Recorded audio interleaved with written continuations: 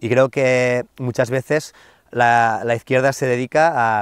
a plantear que todo Occidente en bloque es y ha sido siempre malo, y para mí eso primero es interclasismo, porque es como si Occidente en bloque fuera los de arriba y los de abajo, ¿no? Y no ha habido las mismas trayectorias civilizatorias, no ha habido la misma responsabilidad, y ha habido mucha sangre y mucha masacre y mucho terrorismo de Estado por en medio, ¿no? Entonces, todos los territorios yo creo que tienen esas diferentes tradiciones y formas más de dominación y de no dominación. Entonces creo que tenemos que conectar con nuestro pasado, del que podamos coger a cosas positivas sin idealizarlo ni quererlo coger en pack y trasladarlo al futuro, porque el futuro tiene que ser un acto creativo de que recreemos y nos adecuemos a las condiciones actuales, que no son las de antes. Pero creo que a toda esta gente que se está abanderando de esto,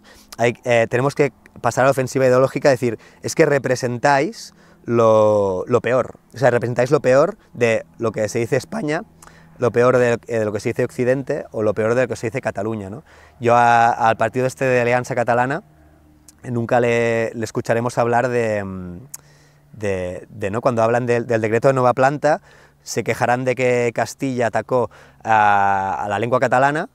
pero no hablarán, por ejemplo, nunca de los bienes comunales y de los concejos que atacaron, ¿no? Que fue una de las cosas también que aquí, cuando la Revolución Liberal llegó, pues ya había llegado antes también el decreto de nueva planta, que también fue un ataque muy fuerte a diferentes grados y formas de libertades que se conservaban, a las cuales las propias élites catalanas se apuntaron, obviamente, y las élites catalanas ya estaban atacando estas estructuras de poder popular. No era una cosa de Cataluña contra el resto, sino siempre de posiciones sociales.